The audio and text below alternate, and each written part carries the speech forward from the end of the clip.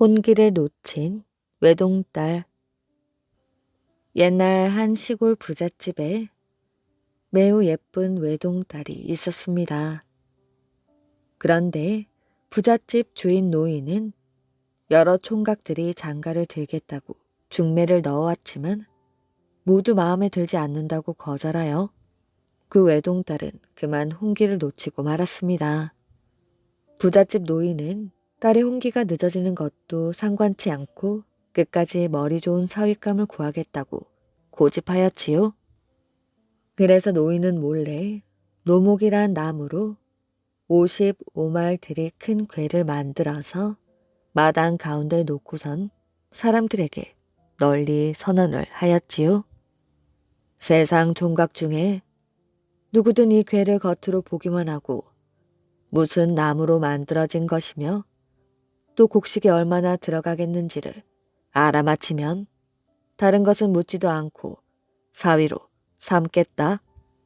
이렇게 하여 널리 소문이 나니 각처에서 수많은 총각들이 몰려와 보았지만 알아맞히는 사람이 없었습니다. 이러는 동안에 세월만 많이 흘렀고 이제는 찾아와 보는 사람들도 거의 없었지요. 외동딸이 가만히 생각을 해보니 이러다가는 세월만 흘러 시집도 못 가고 늙을 것 같아 크게 걱정이 되었습니다. 그래서 그 당시 집안에 쓰는 자잘한 물건들을 짊어지고 다니며 파는 한 어리석은 총각이 있었는데 부잣집 외동딸은 이 총각을 머리에 떠올리게 되었지요. 내 무슨 수를 써서라도 이 총각에게라도 시집을 가야지. 총각이 어리석긴 해도 건장하고 마음씨는 곱잖아. 외동딸은 이런 생각을 하고는 그 총각이 집 앞을 지나갈 때에 가만히 불러들였습니다. 그리고는 다음과 같은 계책을 설명하였지요. 내 말 잘 들으시오. 총각이 우리 집 마당에 와서 놓여있는 궤를 보고 노목으로 만들어졌는데 곡식이 55말은 들어가겠네요 라고 말하면 부치는 약속을 해놓았기 때문에 총각을 나와 혼인시켜 줄 겁니다. 실수 없이 잘 하십시오. 부잣집 외동딸의 설명을 들은 총각은 그렇게 하겠노라고 약속하고 곧장 마당으로 가서 거기에 놓여있는 궤를 보고 외동딸이 일러준 대로 의젓하게 말했습니다. 그러자 노인은 손뼉을 치며 기뻐하고 당일로 날을 받아 혼례식을 올렸지요. 그 뒤 장인은 어려운 문제가 있으면 모두 사위에게 물어 처리해야겠다고 마음 먹었습니다. 그런데 그때 마침 한 사람이 암소를 팔겠다고 하므로 장인은 사위를 불러 소가 좋은지 어떤지 살펴보라 했습니다. 그러자 사위가 소를 자세히 들여다보더니 이렇게 말하였지요. 이것은 노목으로 만든 궤인데 55말은 거뜬하게 들어가겠네요. 이 말을 들은 장인이 깜짝 놀라면서 중얼거렸습니다. 이 사람이 소를 보고 나무라고 하다니 영리하던 사람이 갑자기 어떻게 되었나? 딸이 남편의 그런 모습을 보고는 크게 놀라 조용히 남편을 불러 나무라면서 다음과 같이 일러주었습니다. 여보, 부친께서 소를 살펴보라 하시면 소의 입을 열어보고는 나이가 어리다 하고 말해야지요. 그리고 또 소의 꼬리를 들어보고는 새끼를 잘 낳겠네라고 말해야 합니다. 아시겠지요? 사위는 아내가 일러주는 이 말을 잊어버리지 않으려고 여러 번 외워 머릿속 깊이 간직했습니다. 다음날 장모가 갑자기 병이 들어 사위를 불러 들어와 보라 하니 사위는 방에 들어와 누워있는 장모를 한참 동안 멍하니 보고 있다가 갑자기 장모의 입을 열어보고는 아직 나이가 어리구먼 하는 것이었습니다. 그러고는 이에 이불을 들쳐 장모의 엉덩이를 쳐다보더니 크게 소리를 질렀지요. 새끼를 많이 낳겠는데 그려. 이런 행동을 보고 장인 장모는 큰 걱정을 했습니다. 소를 보고 나무로 알고 사람을 보고 소로 하니? 아마도 갑자기 미친 병이 든 것 같은데 이를 어떻게 한담? 부모의 이런 걱정에 딸은 속으로 웃었다고 합니다. 부인과 자식들을 죽인 장군. 여보, 우리 가족은 모두 당신 뜻에 따르겠습니다. 계백 장군의 부인과 자식들은 소리 죽여 흐느껴 울었습니다. 부디 야비를 용서해라. 나라 없이 사는 것보다 지금 죽는 게 나을 것이야. 계백은 허리에 찬 칼집에서 서서히 칼을 빼내었습니다. 칼을 머리 위로 높이 치켜든 계백은 눈을 질끈 감았지요. 나라를 위해 끝까지 싸워주십시오, 아버님. 잘 가거라. 계백의 눈에서 눈물이 솟았습니다. 부인과 자식들을 죽이고 싸움터에 나가야 하는 계백의 가슴은 찢어질 듯 아팠지요. 하지만 계백은 있는 힘껏 말을 달려 황산벌로 향했습니다. 백제 의자왕은 사치스러운 생활에 빠져 나라를 돌보지 않고 있었지요. 그때 신라가 중국의 당나라와 힘을 합쳐 백제에 쳐들어왔던 것이었습니다. 황산벌에는 5만 명이나 되는 신라 군사들이 백제를 치기 위해 모여 있었습니다. 백제의 군사들은 겨우 5천 명밖에 되지 않았지요.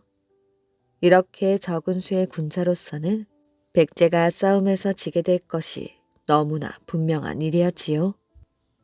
이 군사로 신라와 당나라군을 이길 수는 없겠지. 하지만 내가 죽는 한이 있어도 끝까지 싸워 백제의 혼을 보여주겠다. 계백의 굳은 결심은 흔들리지 않았습니다. 5천 명의 백제 군사들도 죽기를 각오하고 싸우기를 맹세하였지요. 계백 장군은 가족들까지 죽이고 싸움터에 나오셨어. 이 싸움에서 지는 것은 신라에 백제를 내주는 것과 마찬가지야. 드디어 계백의 명령에 따라 백제 군사들은 신라 군사들을 향해 돌격을 했습니다. 백제의 군사들은 목숨을 아끼지 않고 신라군과 맞서 싸웠지요. 신라 군사의 창에 찔려 죽는 순간까지도 나라의 이름을 불렀습니다. 계백과 백제 군사들은 신라와 싸워 4번이나 승리를 거두었습니다. 백제 군사들의 사기는 하늘 찌를 듯이 높이 올라갔습니다. 백제의 군사가 많지 않은 것을 알고 우습게 생각하던 신라의 장군들은 무척 당황을 했습니다. 백제군의 공격이 결코 만만치 않았기 때문이었습니다. 게다가 신라 군사들은 악착같이 달려드는 백제 군사들이 두려워 싸움에 나가려고도 하지 않았지요. 그때 신라에서는 품일이라는 장군이 있었습니다. 품일 장군에게는 관창이라는 아들이 있었지요. 16의 관창은 어른 못지않게 씩씩하고 용감한 소년이었습니다. 어느 날 품일이 관창을 불러 말했습니다. 관창아, 백제의 계백 장군과 군사들을 당해 내기가 어렵구나. 네가 목숨을 걸고 싸워서 나라의 은혜에 보답하거라. 예, 아버님. 신라를 위해서라면 기꺼이 죽겠습니다. 부밀과 마지막 인사를 나눈 관창은 그 길로 백제군을 향해 뛰어들었습니다. 백제 군사 3명이 눈 깜짝할 사이에 관창의 손에 쓰러지게 되었지요. 하지만 관창은 혼자의 힘으로 백제 군사를 모두 쓰러뜨릴 수는 없었습니다. 마침내 관창은 백제 군사에 붙잡혀 계백 앞으로 끌려가게 되었지요. 계백은 나이가 어린 관창을 보고 깜짝 놀랐습니다. 그는 어린 소년이 자기 나라를 위해 목숨을 아끼지 않은 기특한 마음에 감동을 받았지요. 그래서 계백 장군은 관창의 목을 벨 수는 없었습니다. 신라에도 너처럼 용기 있는 소년이 있었구나. 내 한 번은 용서해 줄 것이니 돌아가서 훌륭한 인물이 되어라. 계백은 관창을 타일러 신라군에 되돌려 보내었지요. 그런데 품일은 말 위에 묶여온 관창을 보자 크게 꾸짖었습니다. 백제군에 잡혔다 살아 돌아온 관창을 쳐다보려고도 하지 않았습니다. 관창은 다시 백제군에게 뛰어들었지요. 그러다 얼마 못 가 다시 백제군에게 잡히고 말았습니다. 계백은 이번에는 할 수 없이 관창의 목을 베게 했습니다. 너를 더 이상 살려둘 수가 없구나. 그렇지만 너의 용맹함은 잊지 않고 기억하마. 계백은 관창의 목을 신라군에 보냈습니다.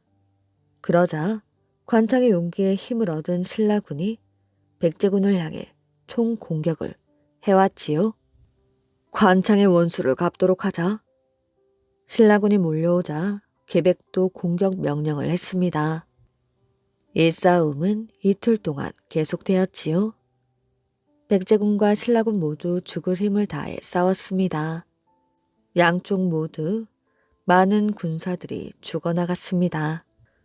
그러나 신라 군사들은 쉽게 물러서지 않았습니다.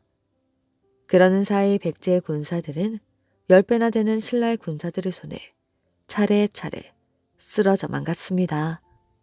백제군의 맨 앞에서 지휘를 하던 계백도 신라 군사의 창에 맞고 말았지요. 결국 계백은 황산벌에서의 싸움을 마지막으로 숨을 거두었습니다. 계백의 뒤를 이어 나머지 백제 군사들도 끝까지 싸우다 죽어갔지요. 결국 황산벌의 싸움은 신라의 승리로 돌아가게 되었습니다. 그리고 계백이 그렇게 지키고자 했던 조국 백제는 마침내 신라의 손에 망하고 말았답니다. 면을 모르는 신랑.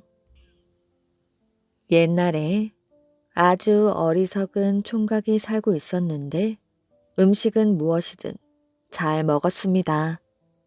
이 총각이 어느 날 장가를 들었지요. 다음날 낮에 장모가 큰 그릇에 면을 가지고 와서 권했습니다. 특별히 맛있게 만든 면이니 많이 드시게.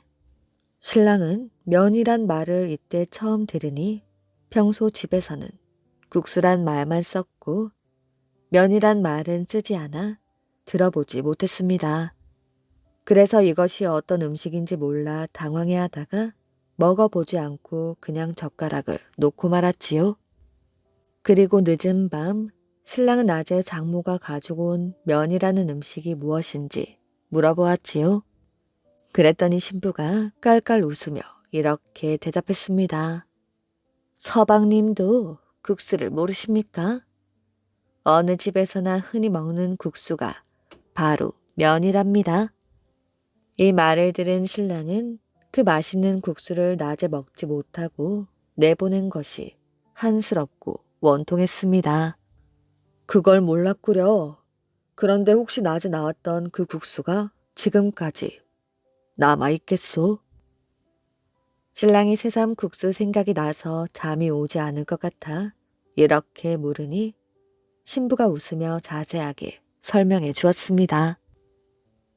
내일 아침에 서방님께 대접을 하려고 버들 광주리에 담아 마루 시렁 위에 얹어두었지요. 지금은 주무시고 내일 아침에 드십시오. 맛있게 만들어 드리겠습니다. 이 말을 들은 신랑은 도무지 참을 수가 없었습니다. 그래서 신부에게 변소에 갔다 오겠다고 말하고는 방을 나갔지요. 신랑은 조금 전 신부가 일러준 대로 마루에 올라가 어둠 속에서 가만히 시렁 위를 더듬다가 그만 실수로 국수 광주리를 떨어뜨려 뒤집어 엎고 말았습니다. 마루에서 광주리 떨어지는 소리가 꽝 하고 크게 나니 방 안에서 잠자던 사람들이 놀라 잠을 깨었지요.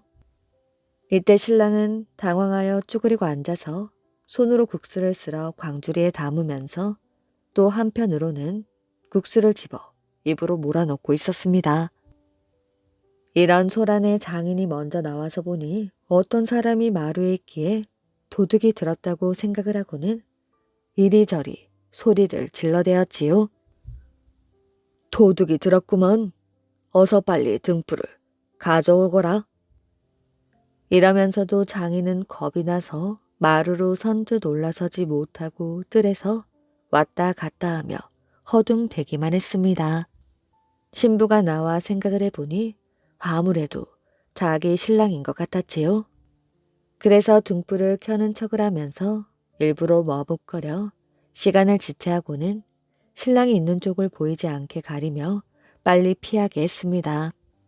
이때 마침 집에서 기르는 큰 개가 음식 냄새를 맡고 와서 꼬리를 흔들고 있기에 신부는 얼른 개의 목을 끌어안고 말했습니다.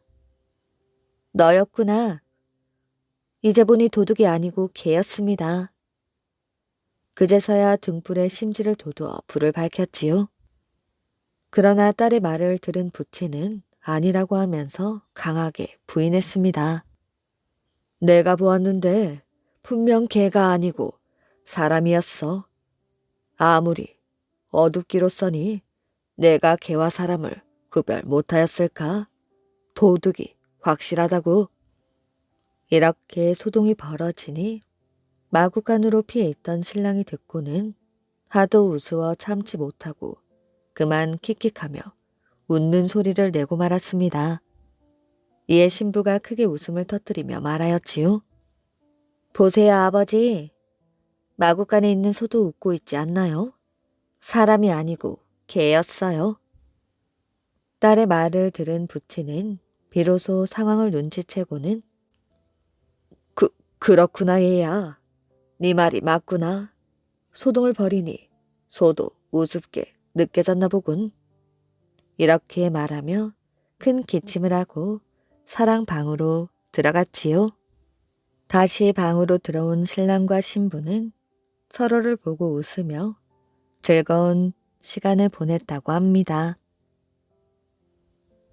주인과 하인 그리고 아들. 조선이 일본의 침략을 받아 국권을 상실할 무렵 목숨을 바쳐 나라를 지키려고 노력한 사람들이 많이 있었지요. 1905년 일본이 강제로 을사조약을 체결하여 우리의 국권을 빼앗을 무렵 간신배들이 득실거리는 조정에 버티고 있어 그나마도 고종이 믿고 의지했던 충신이라면 민영환, 이상재, 이남규, 이상서를 꼽을 수가 있었습니다. 그중 이남규는 국내부 특징관으로서 조정 안에서의 외로운 투쟁에도 을사조약이 발효되자 벼슬을 내놓고 가문이 터전인 충청도 예산에 내려가게 되었지요. 그러고는 집 안에 들어앉아 앞으로 외적에 맞서 싸울 국리를 하게 되었습니다. 처음에는 최경과 협력하여 군사를 일으키려고 했으나 최익현이 먼저 외병에 붙잡혀 의거가 수포로 돌아가는 것을 보고는 낙심을 하여 밥 대신 술로 세월을 보내었지요. 그에게는 충구라고 하는 외아들이 있었는데 이 충구는 엄격한 가풍의 영향으로 지조가 굳고 효성이 지극했습니다. 이 충구는 아버지의 경강을 염려하며 울며 음식을 권하였는데 그럴 때면 아버지 이남규가 화를 내며 이렇게 말했습니다. 나라 없는 신민의 목숨이 뭐가 그리 소중하단 말이냐? 그래도 이 친구는 아버지의 마음을 이해하고 역정을 공손히 받아주는 효자였지요. 이남규는 해마다 설날 아침에 점을 쳐 그 해의 자기 신수를 알아보는 습관이 있었습니다. 그래서 그날 아침에도 날이 밝으려 할 때쯤 세수를 하고 점괘를 뽑아보니 대장 지대 장괘라는 괴가 나왔지요. 그것을 풀어보면 왼쪽에 곰이 있고 오른쪽에 범이 있으며 앞에는 철모가 있고 뒤에 강로가 있으니 몸둘 곳이 없다는 흉한 내용이었습니다. 이런 나쁜 점괘 때문에 이남규가 불쾌해져 있을 때 아들이 들어와 세배를 하였지요. 그런데 아들 충구는 섣달 금음날 형제들과 즐겁게 놀다가 밤 늦게야 잠자리에 들어 늦게 일어난 바람에 아버지를 뵙는 것이 조금 늦었습니다. 평소 같으면 탈잡을 일도 아니련만 점괘 때문에 가뜩이나 기분이 나빠했던 이 남교로서는 화풀이할 대상을 찾은 셈이었지요. 정월 초하룻날 아침에 늦잠을 자고 이제 와서 아비를 본단 말이냐? 사랑채가 떠나갈 것 같은 아버지의 호통에 놀란 이충구는 꿇어앉아 싹싹 빌었습니다. 아버님, 죽을 죄를 지었습니다. 소자를 용서해 주십시오. 용서할 수 없다. 아비를 늦게 와서 본 죄로 지금 당장 안 변소와 바깥 변소의 똥을 모두 치우거라. 그것은 정도에 지나친 벌이었지요. 그러나 이 친구는 아버지의 울적한 심정을 잘 알기 때문에 마당에 내려가 두 변소의 똥을 아침부터 시작하여 2~3시간에 걸쳐 모두 치웠습니다. 그 점괘는 이남규의 머릿속에 항상 남아있었는데 그해 여름 드디어 그 흉한 점괘가 들어맞는 사건이 일어나게 되었지요. 충남에 민종식이라는 사람이 있었는데 의병을 일으켜 외병에 맞서 싸웠으나 변변한 무기도 없어서 잘 훈련되고 장비가 훌륭한 외병을 당해낼 수가 없었지요. 의병들은 뿔뿔이 흩어지고 민종식은 간신히 도망쳐 밤중에 이남규를 찾아오게 되었습니다. 아니, 이게 웬일이오? 이남규는 깜짝 놀라 민종식을 맞아들였습니다. 마땅히 갈 만한 곳이 없어서 배가 되는 줄 알면서도 찾아왔습니다. 배라니, 걱정하던 참인데 잘 오셨네. 외적을 깨트리지 못하고 패하여 쫓기는 신세가 되었으니 참으로 부끄럽습니다. 무슨 말을 그리하는가? 나 역시 의병에 거사할 마음은 굴뚝 같으나 여러 가지로 여건이 되지 않아 허송세월하고 있는 참이라네. 그런 참에 민공이 찾아왔으니 우리 집에 있으면서 나와 같이 다음 일을 도모해보세. 은닉 사실이 발각되면 자기의 생명까지도 위태로울 판이지만 이 남규는 내실에 후미진 방 하나를 지워서 민종식을 숨겨주게 되었습니다. 그런데 집요하게 민종식의 뒤를 추적하던 외병들은 기어코 그가 이남규의 집에 숨어 있다는 사실을 알아내고 말았지요. 갑작스레 들이닥친 외병들은 장본인 민종식은 물론이고 범인 은닉죄로 이 남규까지 체포하여 끌고 가게 되었습니다. 감옥에 수감된 이남규는 혹독한 고문으로 여죄를 추궁받게 되었지요. 그러나 이남규는 어떤 형벌에도 굴복하지 않고 오히려 그들을 꾸짖었습니다. 쫓기어 숨어 들어온 사람을 야박하게 내쫓을 수 없지 않느냐? 모든 것은 너희가 남의 나라를 침탈하려고 한 것이 발단이다. 조선인이 조선을 지키려고 하는 노력이 어찌 조선 땅 안에서 죄가 될 수 있단 말이냐?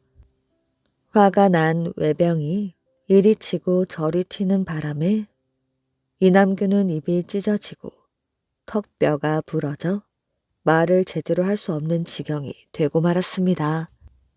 이남규가 그래도 죄를 굴복하지 않자 외병들은 그를 결정적으로 옳아넣을 물증을 수집하기 위해 가택 수색을 나갔습니다. 온 집안을 샅샅이 뒤졌으나 아무런 소득이 없자 마지막으로 이남규의 며느리, 즉 이충구의 젊은 아내가 거처하는 방을 수색하려고 했습니다. 바로 그때 그 광경을 지켜보고 있던 세 여종이 달려와서 아씨의 방문을 막아섰지요. 당시에는 외병을 보기만 해도 무서워서 다들 도망치던 시절이었습니다. 그런데도 어린 여종들이 주인의 치욕을 막겠다고 외병에게 대들었으니 놀라운 용기가 아닐 수 없었지요. 분노한 외병은 칼을 뽑아 새 여종의 어깨를 내리쳤지요. 다행히 칼등으로 내리쳤기에 망정이지 그렇지 않았다면 그대로 목숨이 달아났을 판이었습니다. 20여일 동안이나 장독한 옥고를 치른 다음 일단 풀려나서 집에 돌아온 이남규는 그 이야기를 듣고 가슴이 미어지는 듯 했습니다. 새 여종을 불러 고마움을 표하고 말로써 어루만지니 그들은 주인 나리의 처참한 몰골을 보고 대성통곡을 하였지요. 이남규는 자기 자신이 한심하고 처량하다는 생각이 들었습니다. 한낱 어린 여종들도 주인에 대한 충성심이 이러하거늘 나라의 녹봉을 받아먹고 임금을 섬긴 사대부로서 나는 대체 무엇을 했단 말인가? 결국 그는 몸져 눕고 말았습니다. 악독한 고문으로 만신창이가 된 몸도 몸이지만 마음의 병이 더욱 그를 지치게 했던 것이었지요. 이충구는 밤낮으로 아버지의 곁을 떠나지 않고 간호를 했습니다. 이남규가 감옥에서 풀려난 지 10여일 만에 외병 수십 명이 들이닥쳐 그의 집을 에워쌌지요. 나를 어디로 데려가겠다는 것이냐? 나도 모르겠소. 가보면 알 것 아니요? 이남규는 휘청거리는 몸을 일으켰습니다. 사당의 문을 열고 조상들의 위패 앞에 절을 한 다음 집안 식구들을 불러 동요하지 말고 의연하게 대처하라 지시하였지요. 이번 길은 아무래도 심상치 않다고 예감한 것이었습니다. 이충구는 아버지를 따라가기 위해 서둘러 의관을 차리고 나왔습니다. 오지 말라는 아버지의 지시를 어기고 몰래 저만치 뒤처져서 따라가게 되었지요. 외병들은 이충구가 탄 남녀를 에워싸고 가는데 감옥으로 가는 것이 아니라 북으로 장복리를 지나고 다시 동으로 꼬부라져 오영제 고개를 넘었습니다. 그러더니 어느 개천가에 이르러 남녀를 멈추게 했습니다. 외병대장이 이남규를 남녀에서 끌어내었지요. 그러고는 칼을 뽑아 위협했습니다. 너는 우리 일본에 협력하여 목숨을 건지겠느냐? 아니면 이 자리에서 내 칼에 죽을 것이냐? 네 이놈, 너희들은 나의 원수인데 어찌 내가 니놈들에게 협력을 하겠느냐?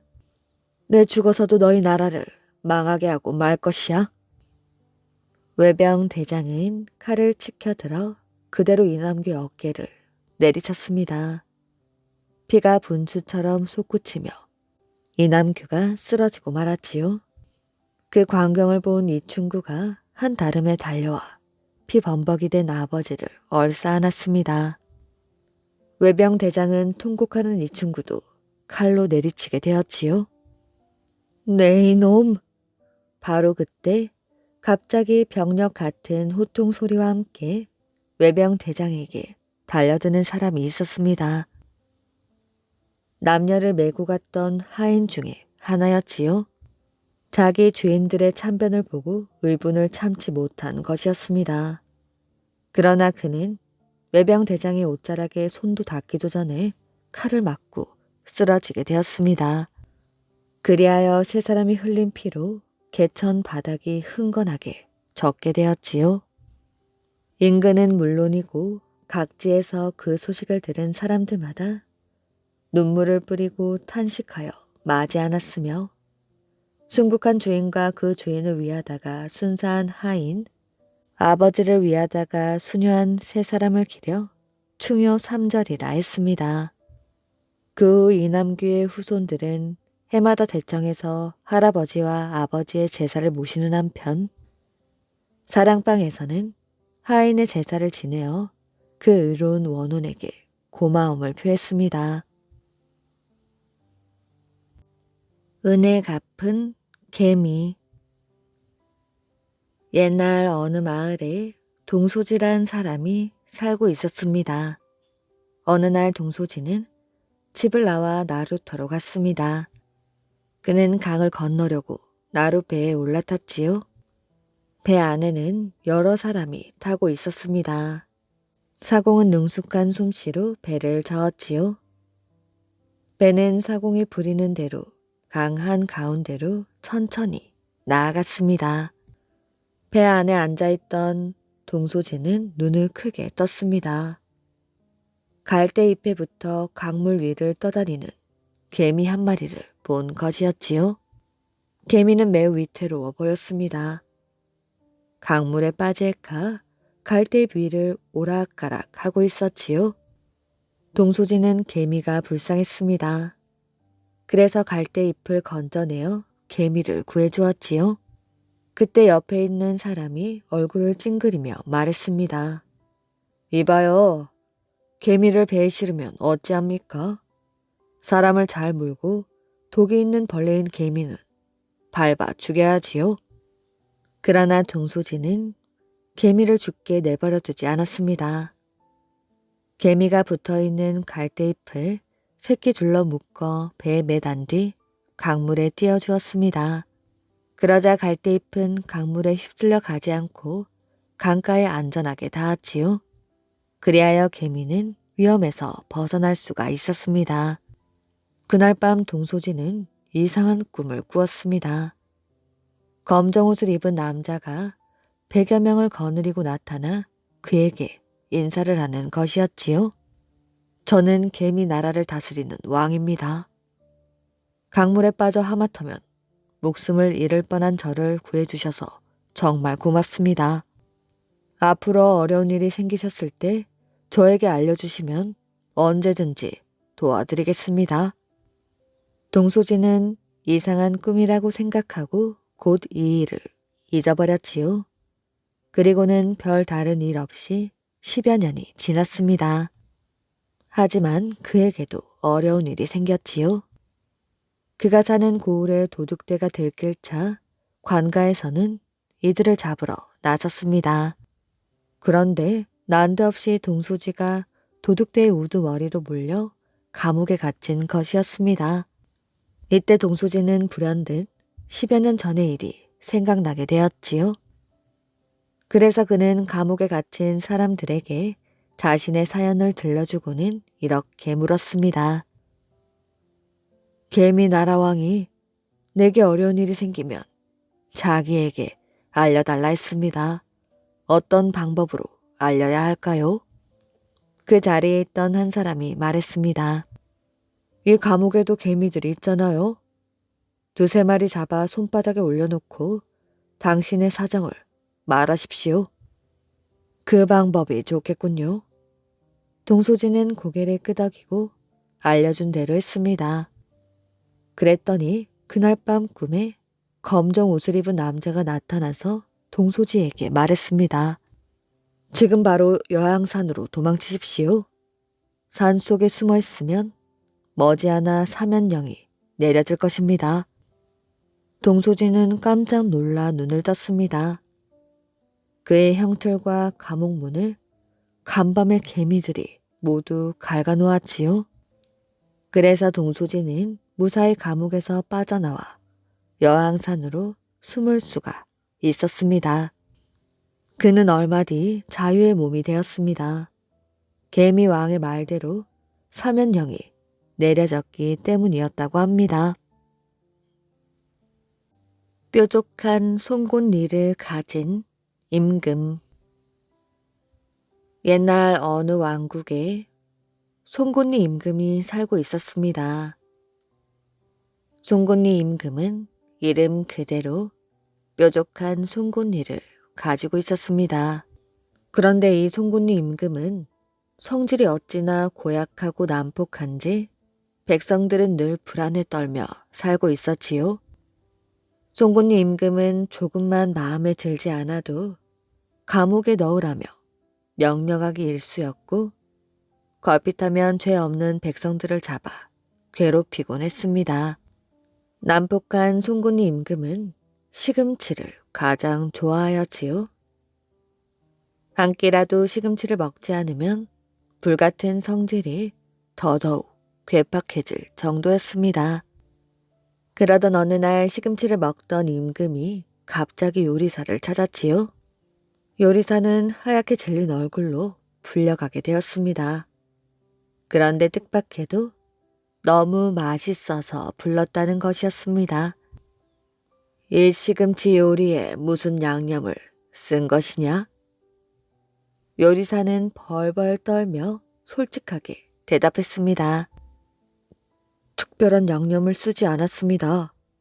다만 칼질을 하다 손가락을 베는 바람에 시금치에 피가 조금 섞였지요. 요리사는 오들어들 떨며 말했습니다. 그런데 요리사의 말을 들은 송곳니 임금의 입가에 미소가 번졌지요. 그러더니 이런 명령을 내렸습니다. 내일부터 감옥에 갇혀있는 죄인들을 하나씩 처형하라. 처형한 죄인의 피는 요리사에게 가져다 주어라. 사람을 죽여 시금치 요리를 하라는 말이었습니다. 신하들은 말도 안 되는 일이라고 말하고 싶었지만 모두 속으로만 끙끙거릴 뿐 입도 뻥끗하지 못하였지요. 그날부터 임금은 매일매일 피로 버무린 시금치 요리를 먹었습니다. 최고의 맛이군. 얼마 못 가서 감옥은 텅텅 비고 말았지요.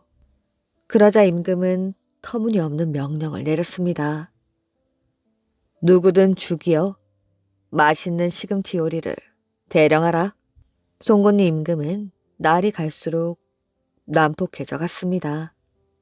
백성들은 군사들의 눈에 띄지 않기 위해 꼭꼭 숨어 살아야만 하였지요. 참다 못한 신하들이 캄파르를 찾아가 도움을 청했습니다. 캄파르는 마음대로 도수를 부리는 신선인데 깊은 산속에 살고 있었지요. 그는 송곳니 임금의 횡포를 전해 듣고 당장 마을로 내려갔습니다.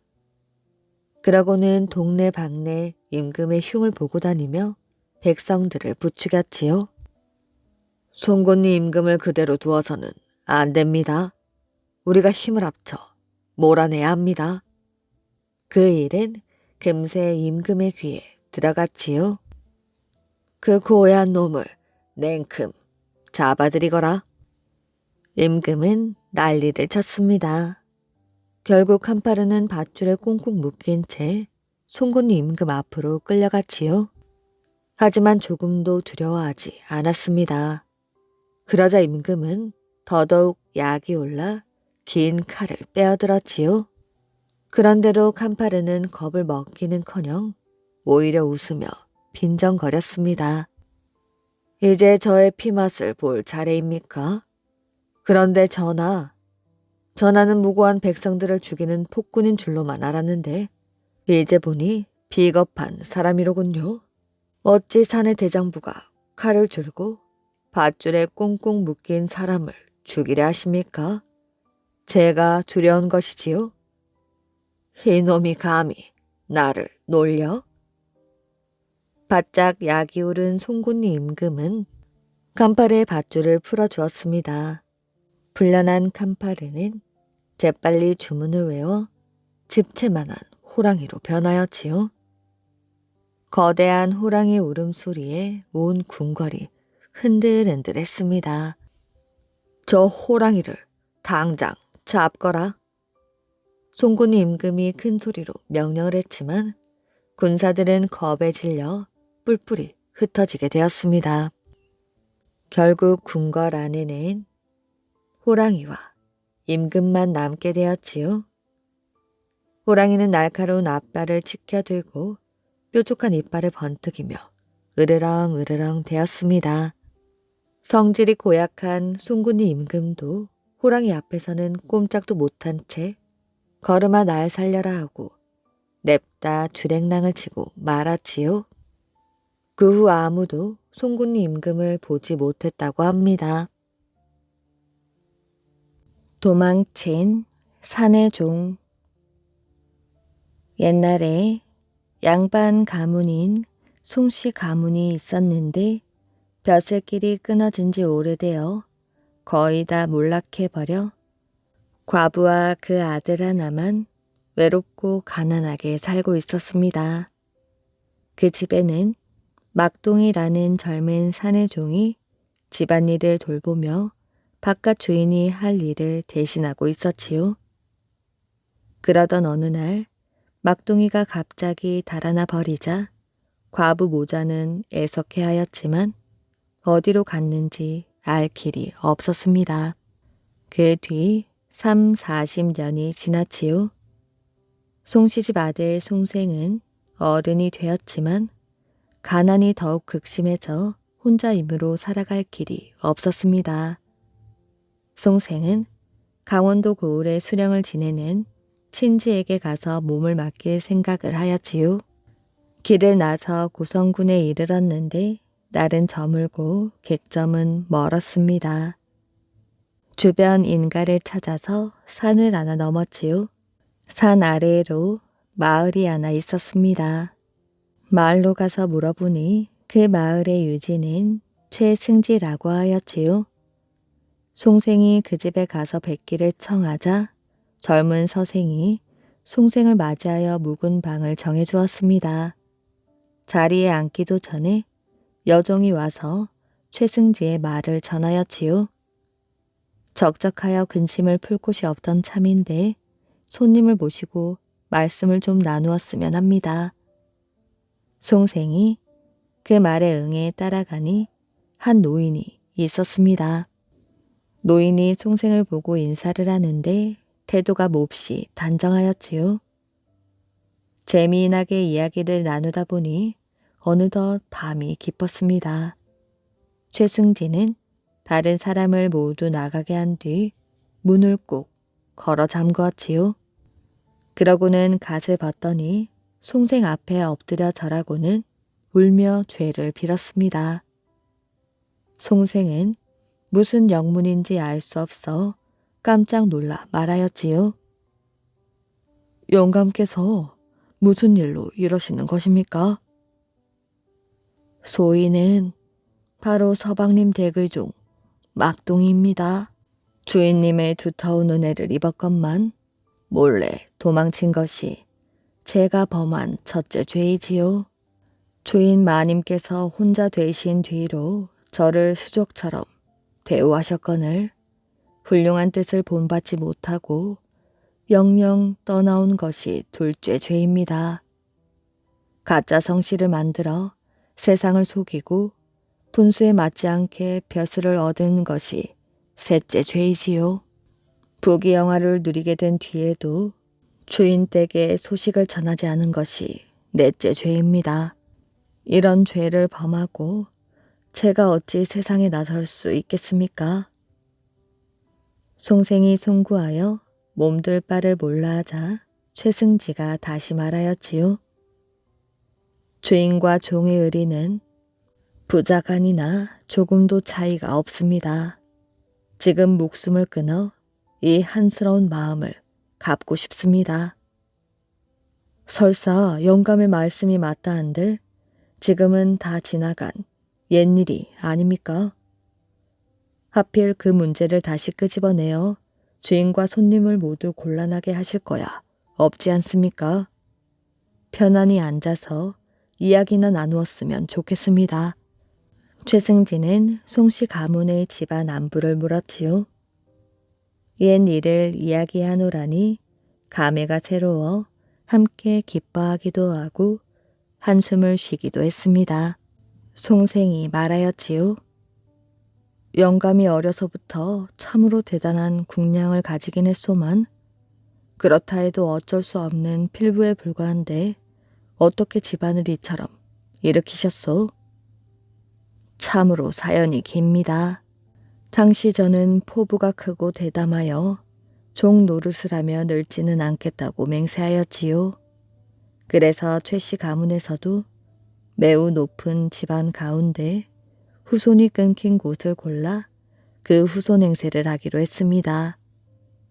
처음엔 서울에 살며 가만히 재산을 늘려갔는데 몇 년 사이 수천 냥을 모으게 되었지요.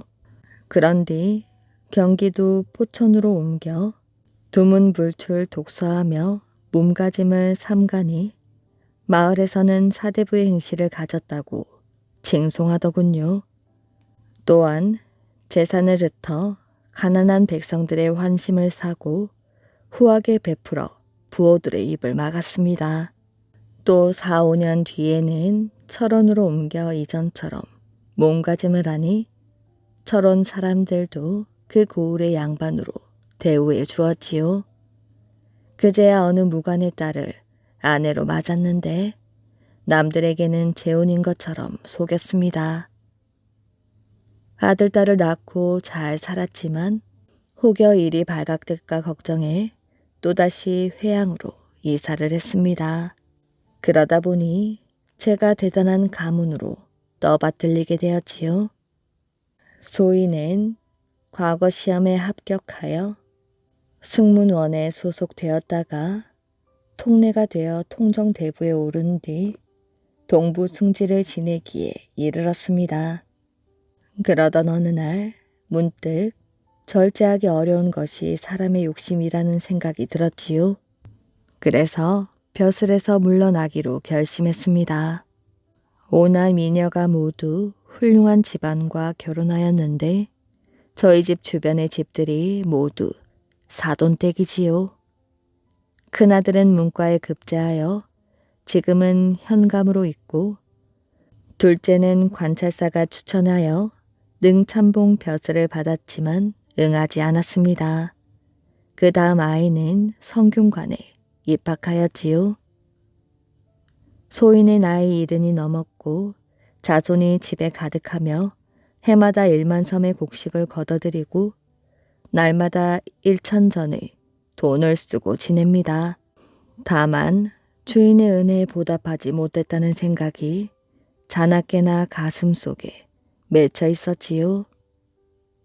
매번 찾아가 뵙고자 하다가도 모든 일이 탈로 날까 두려웠고 주인 댁의 가난을 돕고 싶었지만 방도가 없어 한스러워했습니다.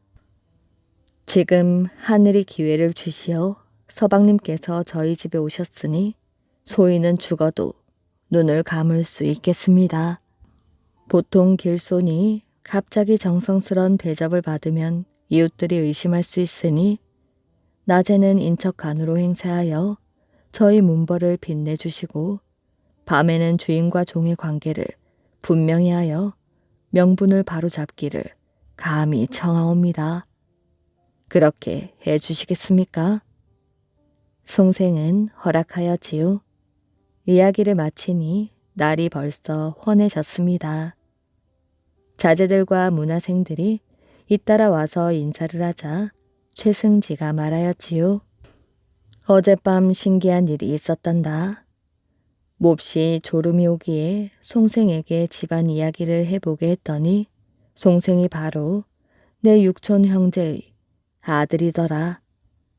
본관과 파괴가 분명하여 의심의 여지가 없단다. 내 서울에 살 때 송생의 부친과 교유하며 함께 공부하여 친형제처럼 친하게 지내었지. 자제들이 몹시 기뻐하며 혹은 형이라 부르고 혹은 아우라고 부르며 함께 손을 잡고 산 위에 정자며 강가의 정자며 울창한 숲풀이며 날마다 풍악을 울리며 술을 마시고 시를 읊었습니다. 한 달 정도가 지나 송생이 집으로 돌아가고 싶다고 말하자 최승지가 말하였지요. 1만 양을 드리고자 합니다. 논밭과 집을 장만하여 가까운 친척과 나누어 쓰셨으면 합니다. 송생은 매우 기뻐하며 수레와 말에 짐을 싣고 화려한 귀향길에 올랐습니다. 집으로 돌아와 논밭을 사고 집을 마련하니 졸지에 큰 부자가 되었지요. 송생을 알던 자들은 모두 이상한 일이라 여겼습니다. 송생에게는 사촌 동생이 하나 있었지요. 사촌 동생은 원래 무례한으로 성격이 악독하였는데 송생이 부자가 된 이유를 꼬치꼬치 캐 물었습니다. 송생은 아무골 원님이 도와주셨다고 대답했지만 사촌 동생은 믿지 않았지요. 며칠 뒤 또 이유를 묻자 길에서 우연히 은 항아리를 주었다고 했습니다. 그러나 사촌 동생은 그 말을 믿지 않았습니다. 그리하여 사촌 동생은 술 자리를 마련하여 송생을 초대하여 함께 마시고 진탕 취하더니 문득 엉엉 큰 소리로 울었지요. 나는 어려서 부모님을 여의고 형제도 없이 오직 형님을 의지할 뿐인데 형님은 나를 남처럼 대하니 왜 슬프지 않겠소?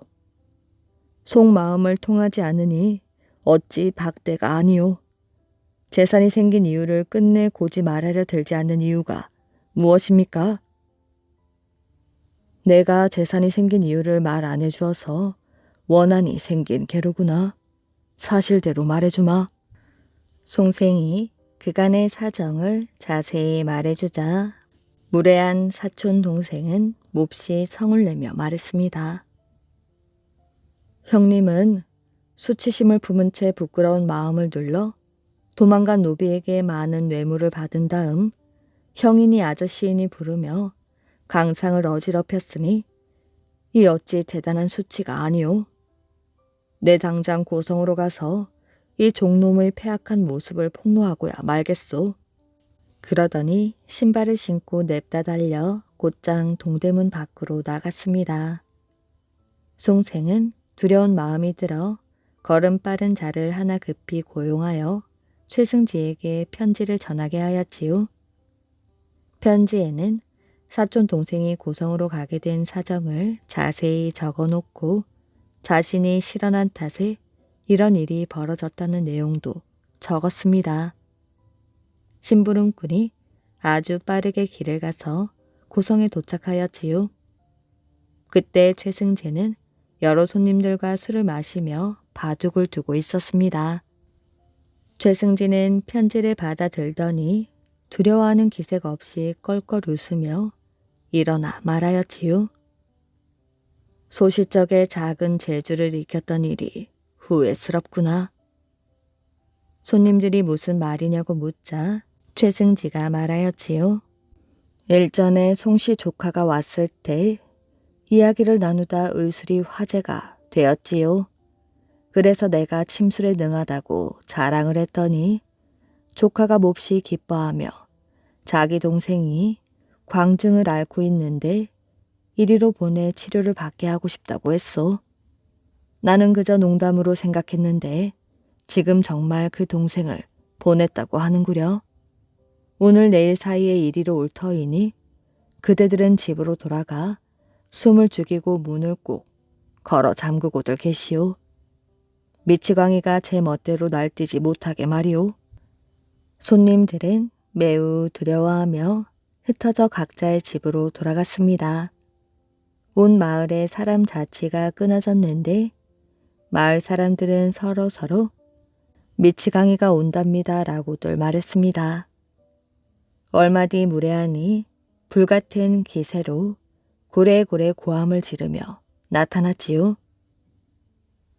이놈은 우리 집 종놈이다. 아무개는 우리 집 종놈이야. 온 마을 사람들이 깔깔 웃으며 말했습니다. 정말 정신 나간 놈이 왔구나. 최승진은 편안히 앉은 채 동요하지 않았으며 건장 하나인 수십 명 덜어 무례한을 둘러싸 결박하게 하고는 즉시 집 뒤 곳간 안에 가두어 침을 놓기 편하게 하였지요. 얼마 뒤 마을 사람들이 모이자 최승진은 눈썹을 찡그리며 말했습니다. 이 조카가 이런 몹쓸병에 걸렸는지 몰랐네. 거의 고치지 못할 병이야. 사람들이 말했습니다. 안 됐네요. 명문가 젊은이가 그런 병에 걸리다니. 저희도 미치광이라면 많이 보았지만 이렇게 심한 사람은 처음입니다. 밤이 깊어 사람들이 돌아가자 최승진은 홀로 큰 침 하나를 들고 무례한이 갇힌 곳으로 갔습니다. 무례한이 입을 열어 함부로 욕을 했지만 최승진은 전혀 아랑곳하지 않았고 침으로 여기저기를 마구 찔러대었지요. 무례한은 살갗이 다 찢어져 고통을 견디지 못하고 목숨만 살려달라 부탁했습니다. 최승지가 듣지 않고 침을 깊숙이 찌르려고 하자 무례하는 온갖 말로 애걸복걸하였지요. 그러자 최승지는 엄한 목소리로 꾸짖었습니다. 나는 너의 형님께 내가 지내온 내력을 먼저 말했다. 그랬으면 너는 마땅히 좋은 말로 나를 상대할 것이지. 지금 문득 흠을 들춰내 나를 망하게 하고야 말겠다는 것이냐? 나는 빈손으로 시작한 사람이다. 이런 내가 어찌 너처럼 용렬한 자에게 당하겠느냐? 처음에는 검객을 써서 네가 오는 도중에 네 목숨을 끊을까 생각했지만 특별히 선대의 은혜를 생각하여 네 목숨을 살려두었다. 네가 만일 마음을 고쳐 먹는다면 너를 부자로 만들어주겠다. 무례한은 최승지의 진실함에 감동하는 한편 이의 득실을 따져보고는 이렇게 말하였지요. 마음을 고쳐먹지 않으면 제가 개입니다. 날이 밝으면 그때부터 나를 반드시 숙부라 부르거라. 사람들이 혹시 물어보면 너는 이리 대답해야 한다. 감히 따르지 않을 수 있겠습니까? 아버지라 부르라 하셔도 기꺼이 따르겠습니다. 그러자 최승지는 아들들을 불러 말했습니다. 조카의 병이 다행히 깊이 박히지는 않았기에 온 힘을 다해 침을 놓았더니 신통한 효과를 보았다.